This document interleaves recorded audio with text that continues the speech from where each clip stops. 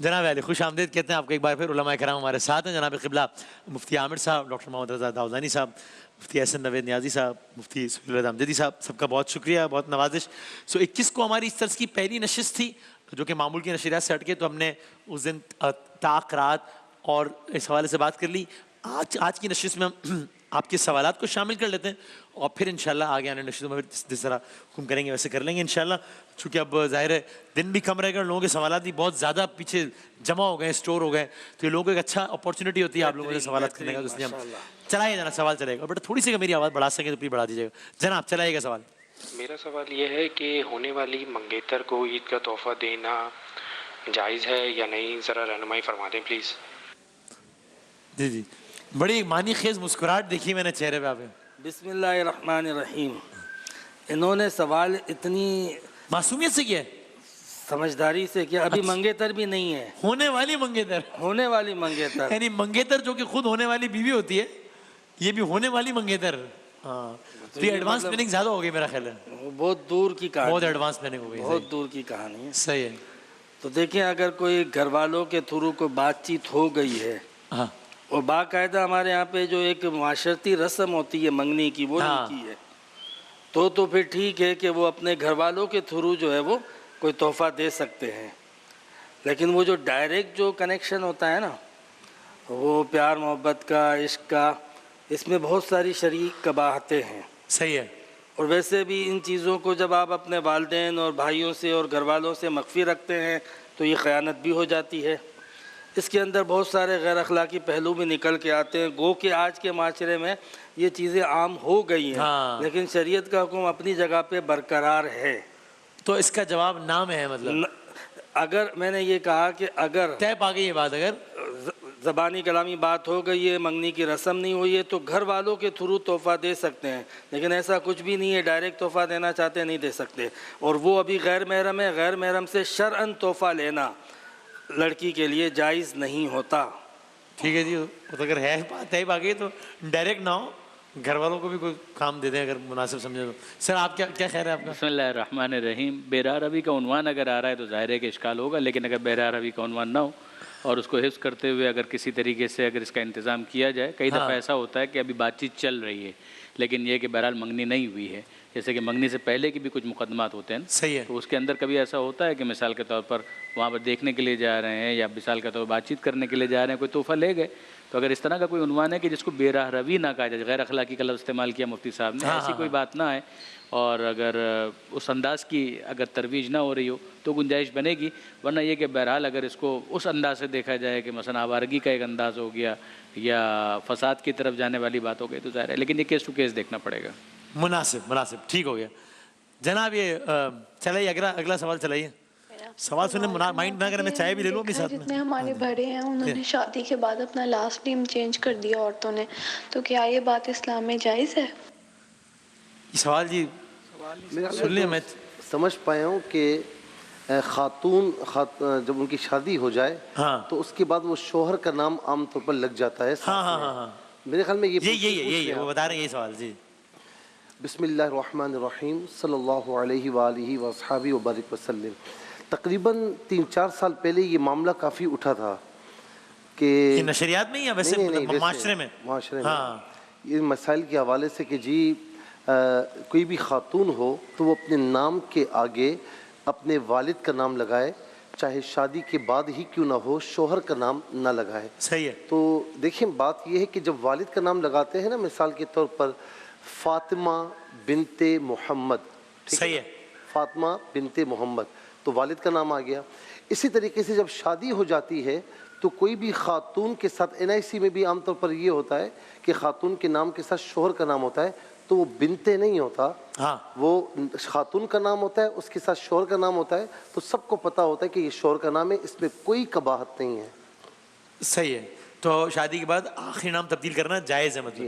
اور اگر نام چینج نہیں ہوتا, نام کے ساتھ شوہر کا نام آ جاتا ہے, وہ بالکل صحیح ہے. اور اگر کوئی کسی وجہ سے نہیں کرتا یہ عمل تو بھی ٹھیک ہے, کوئی مسئلہ نہیں ہے, ٹھیک ہے, کوئی بات نہیں ہے. صحیح, ٹھیک ہوگی, مناسب. جی چلائیے اگلا سوال چلائیے گا. مفتی صاحب میرا آپ سے سوال یہ ہے، میں نے کسی سے 10,000 روپے ادھار لیے تھے کچھ وقت پہلے. صحیح ہے. اب وہ بندے سے میرا کوئی تعلق نہیں ہو پا رہا، کسی قسم کا رابطہ ممکن نہیں ہے، تو اس صورت میں کس طرح وہ اپنی رقم واپس کر سکتا ہوں، اس کی رقم واپس کر سکتا ہوں اس کو؟ واہ واہ سر. بسم اللہ الرحمن الرحیم. صلی اللہ علیہ حبیب محمد وعلی آلہ وصحبہ وبارک وسلم. دیکھیں جہاں تک ادھار کی بات ہے تو ادھار تو بہرحال آپ نے دینا ہی ہے، ایسا نہیں بندہ نہیں مل رہا. لیکن ہاں بندہ نہیں مل رہا تو آپ انتظار کریں بندے کے ملنے کا، اور پہلے کوشش کریں. انتظار بھی بعد میں ہے، پہلے تو یہ ہے کہ آپ کوشش کریں. ایک تو یہ ہے کہ ہم کوشش ہی نہیں کر رہے، اگلا بندہ ہم سے رابطہ نہیں کر رہا، ہم کہہ رہے ہیں بندہ نہیں مل رہا. تو اگر یہ سچویشن ہے کہ ہم خود رابطہ نہیں کر رہے اور بندے کی طرف سے رابطہ نہیں ہو رہا تو ہم اسے کہہ رہے ہیں کہ بندہ نہیں مل رہا، یہ تو ہماری کوتاہی ہے. بہرحال وہ ہم پہ دین ہے، ہم دوسرے کا مال ہے، ہم نے اسے بہرحال واپس کرنا ہے. تو وہ ہم نے اسے تلاش بھی خود کرنا ہے. اگر وہ ہم سے رابطہ نہیں کر رہا تو ہم خود رابطہ کریں، ہم خود تلاش کریں.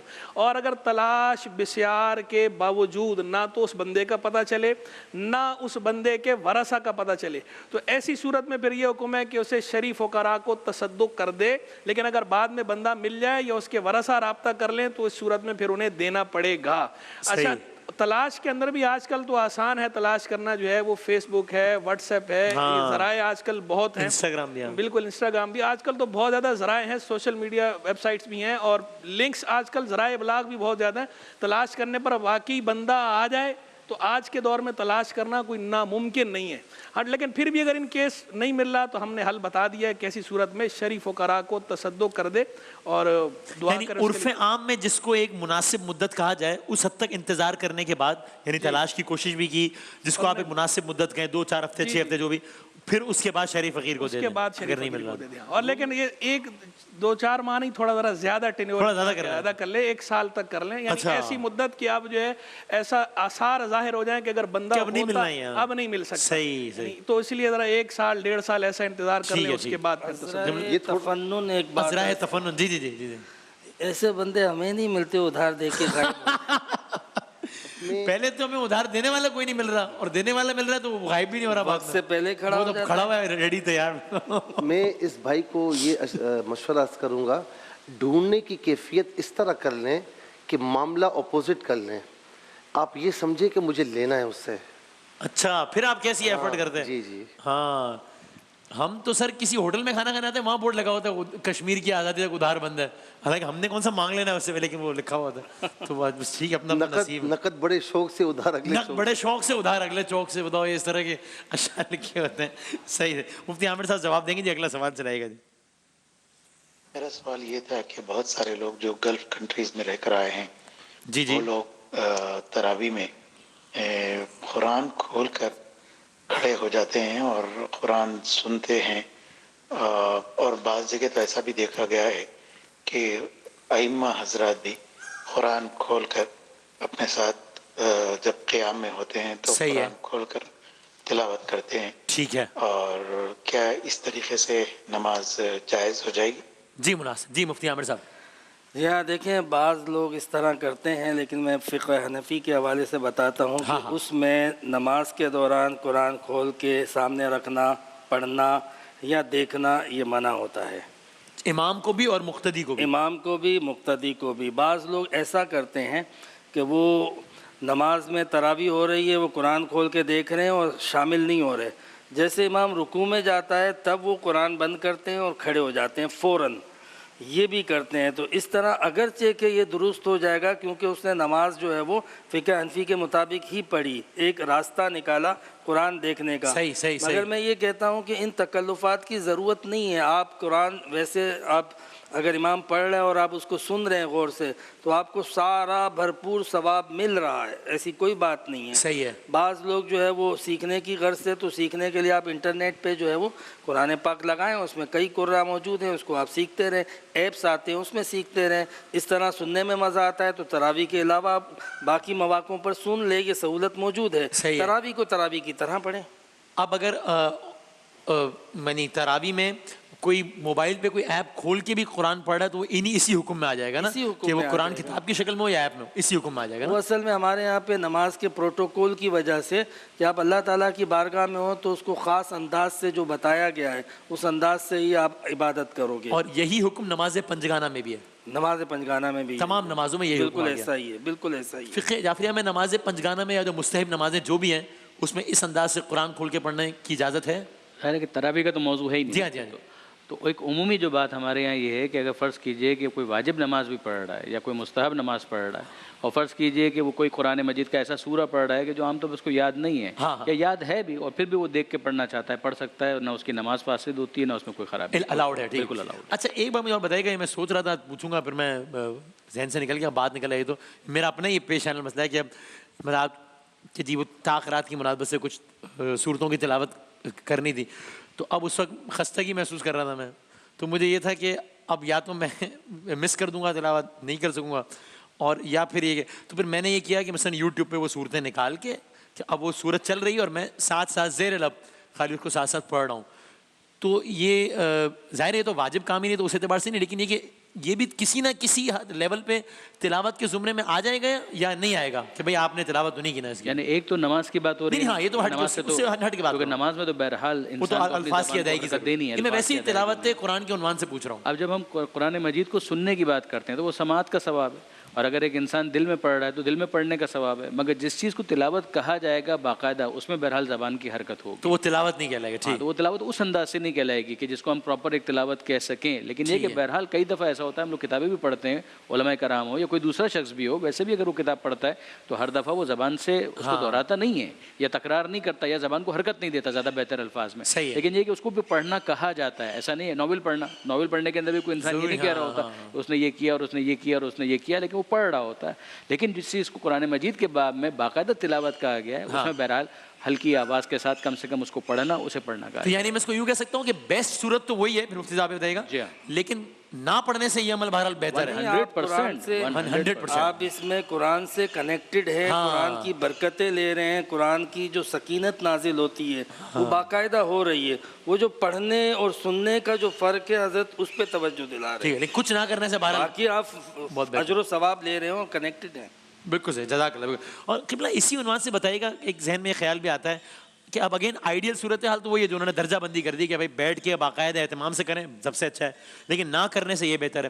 اچھا اب یہ ہوتا ہے کہ وہ ہم مثلا رننگ کرنی ہے 30-40 منٹ، ٹریڈ مل ہے یہ وہ، تو اب کبھی سوچ یہ آتی ہے کہ چلیں پھر ایسا کریں کہ تلاوت کے لیے ٹائم نہیں نکال پائیں، جو کہ کوئی بیسٹ بات نہیں ہے، نکالنا چاہیے.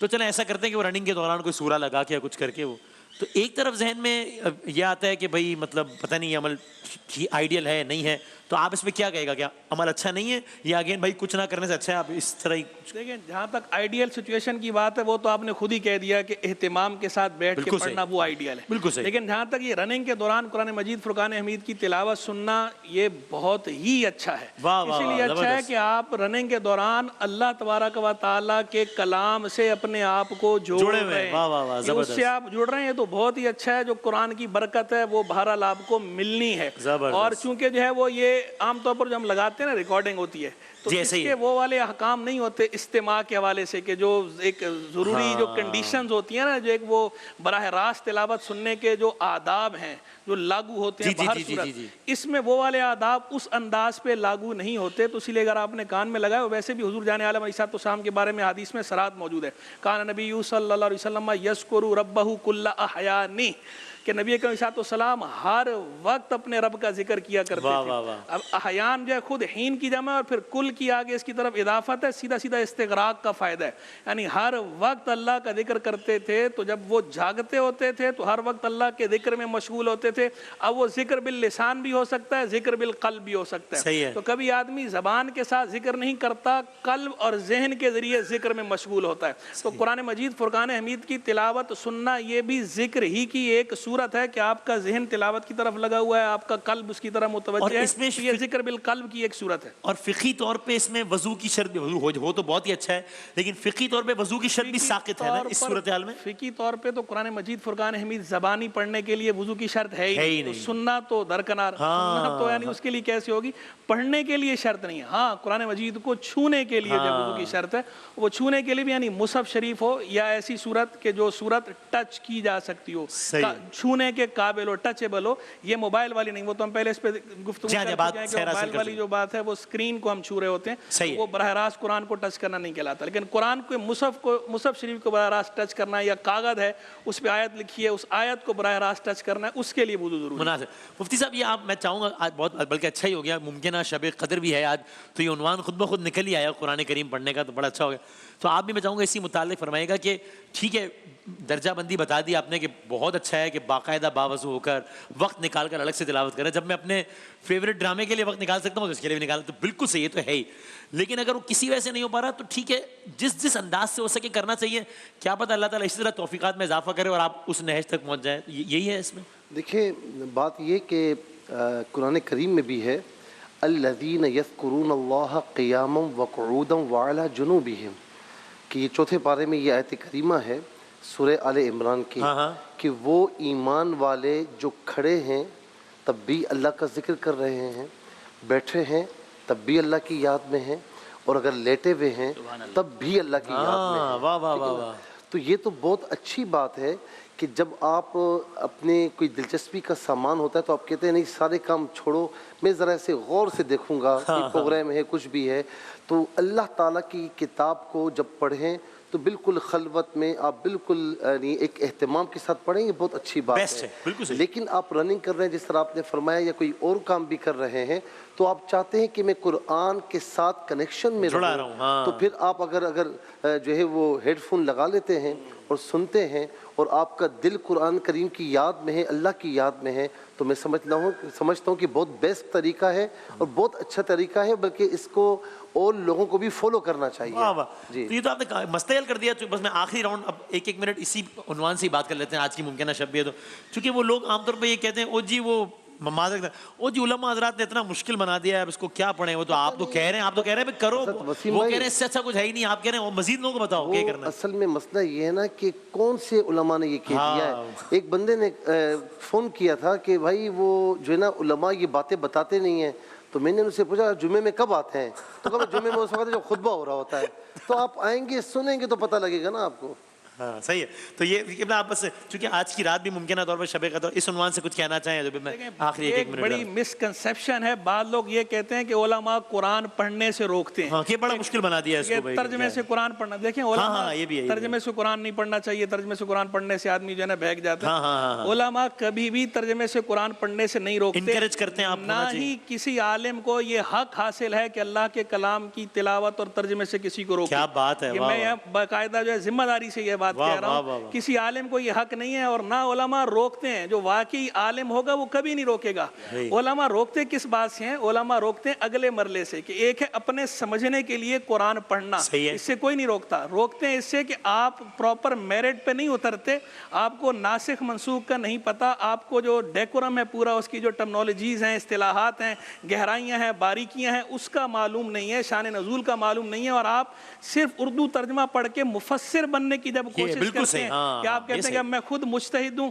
اور میں قرآن سے براہ راست احکام اخذ کروں گا, اور جو 15 صدیوں کا تعامل ہے پوری امت کا وہ ایک طرف ہے, میں اکیلا قرآن سے ڈائریکٹ یہ بتا رہا ہوں. تو علماء اس کو ڈسکریج کرتے ہیں کہ یہ کام ٹھیک نہیں ہے, اس کے لیے آپ پراپر میرٹ پر آئیں تو ٹھیک ہے کریں. باقی پڑھنے کے لیے سمجھنے کے لیے سبحان اللہ جتنا پڑھیں اتنا. کیا بات ہے, آپ کچھ ایڈ کرنا چاہ رہے ہیں؟ مختصر کہوں گا میں کہ یہی علماء یہاں پر بیٹھ کر یہ کہہ رہے ہیں اور سب اس سے اتفاق کریں گے. کچھ لوگ یہ کہتے ہیں کہ جی صرف سمجھ کر پڑھنا چاہیے, تلاوت نہیں کرنی چاہیے, یہ بھی غلط ہے.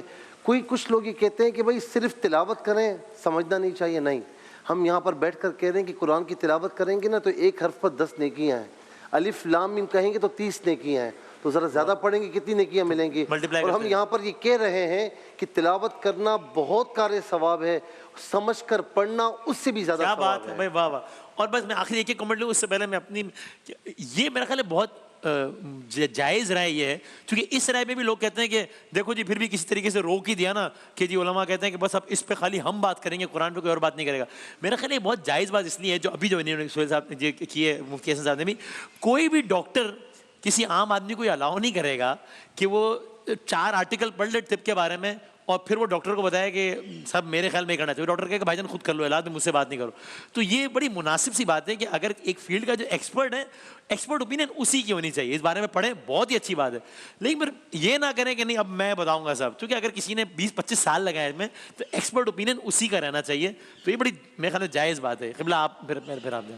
یہاں دیکھیں اللہ رب العزت نے قرآن پاک میں فرمایا کہ فَقْرَؤُوا مَا تَيَسَّرَ مِنَ الْقُرْآنِ، کہ قرآن میں سے جہاں سے تمہیں آسان لگے وہاں سے پڑھو. تو یہ اللہ رب العزت نے قرآن پڑھنے کا ہمیں حکم دیا ہے، جہاں سے آسان لگے وہاں سے پڑھنے کا حکم دیا ہے.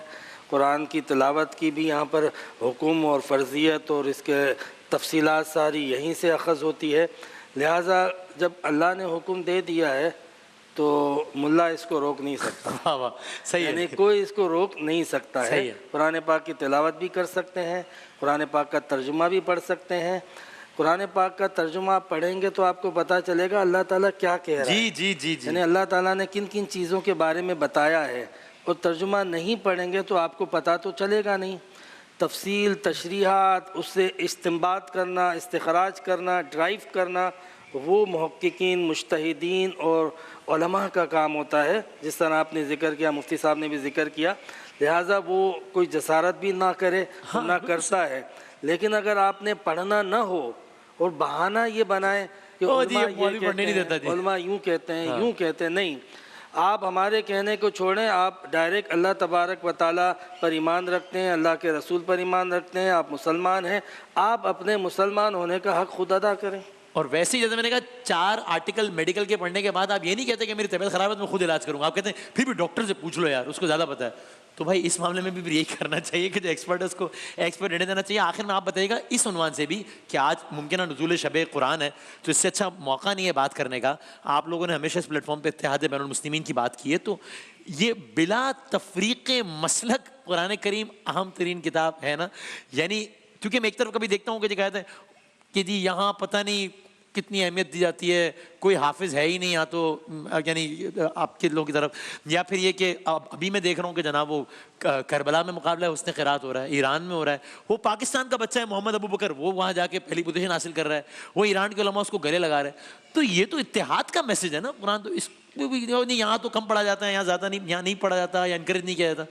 نہیں، الحمدللہ رب العالمین. مجھے بہت خوشی ہے کہ تمام مسالک میں حافظ قرآن بھی ہیں، محافظ قرآن. کیا بات ہے، واہ واہ واہ. آپ فکر نہیں کریں، انشاءاللہ حفظ کرنے والے بھی ہیں، حفاظت کرنے والے بھی ہیں، اور صحیح معنوں میں پروردگار عالم کی یہ کتاب خود حفاظت کرنے والی کتاب ہے.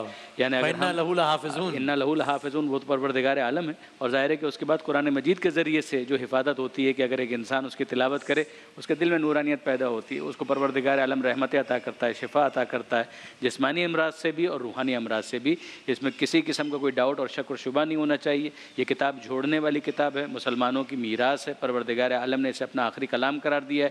پیغمبر اکرم صلی اللہ علیہ وآلہ وسلم کی خاتم النبیین ہونے کی سب سے بڑی سند، سب سے بڑی دلیل، سب سے بڑا ثبوت، سب سے بڑا معجزہ جو قیامت تک کے لیے معجزہ خالدہ ہے وہ یہی کتاب ہے. باقی تمام معجزات اپنی جگہ پر ہیں. سورج کا پلٹانا بھی، چاند کے 2 ٹکڑے کرنا بھی، ستارے کا اتارنا بھی، سنگریزوں کا ہاتھوں پر تسبیح پڑھنا بھی.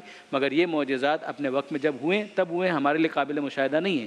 لیکن یہ وہ کتاب ہے جو پیغمبر اکرم کا ایسا زندہ اور خالدہ معجزہ ہے کہ قیامت تک کے لیے جائے گا. اور جب حضور کی رسالت نے قیامت تک جانا ہے تو اس معجزے کو بھی معجزے کی حیثیت سے قیامت تک جانا ہے. پروردگار عالم نے اس کی حفاظت کا اسی لیے غیر معمولی انتظام اور اہتمام کیا ہے کہ لوگ ہدایت بھی حاصل کریں، پیغمبر اکرم کی رسالت کو سمجھے بھی، اور اس کے بعد پیغمبر اکرم کی تمام تر احادیث کی حجیت اور پیغمبر اکرم کی سنت، اس کی حجیت لوگوں کے لیے بالکل واضح اور آشکار. سبحان اللہ، لطف آ گیا. زبردست ڈسکشن ہو گئی اور آج کی شب کی بہت مناسبت سے بھی ہو گئی.